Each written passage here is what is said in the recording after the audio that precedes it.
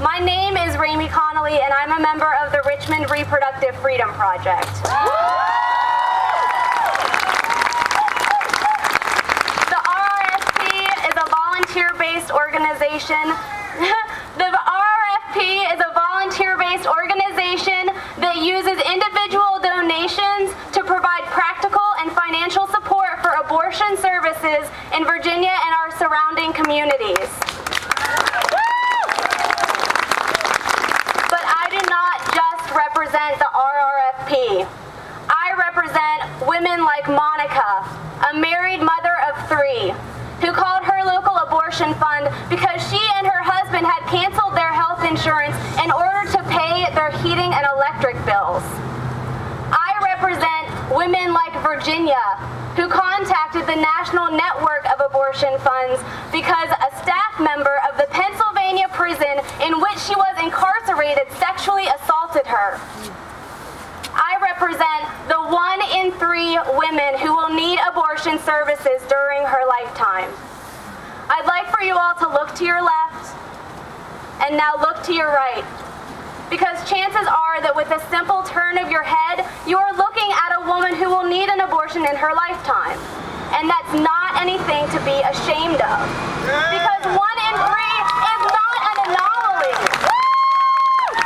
We are not abnormal, and we are not immoral, and we refuse to be treated as such any longer.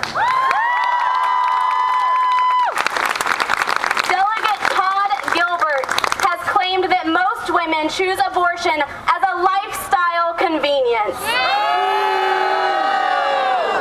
But I'd like to see Todd Gilbert tell that to young women like Darcy, 14 years old, who contacted the George Tiller Memorial Fund because her state didn't provide abortions for minors, and the cost of traveling out of state to procure one was more than her family's monthly rent. And that doesn't strike me as being particularly convenient.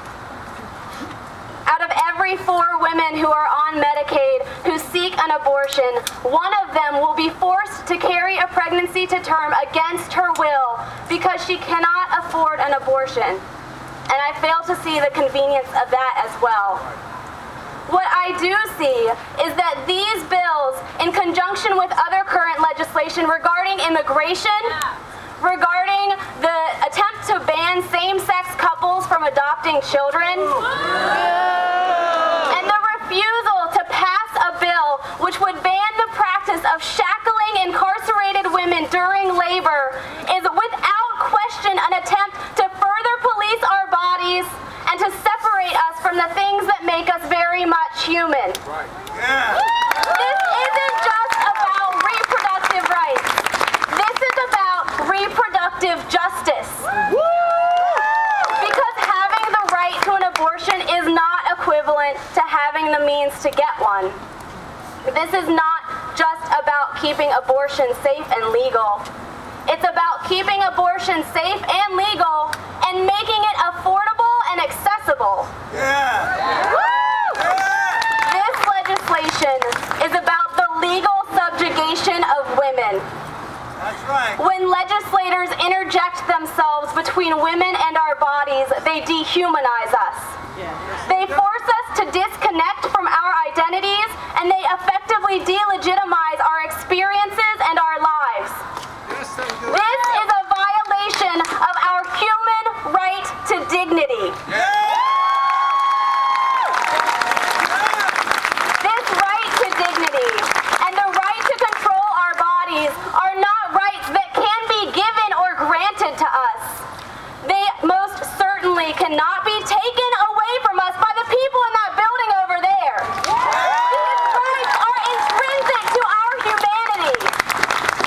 These legislative measures are an insult to all women and all people, regardless of their perspective on abortion.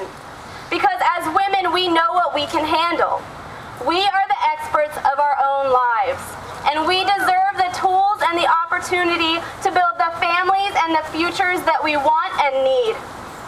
We know ourselves, we know our bodies, and we know our experiences, and we are the only ones who can speak to them. Thank you.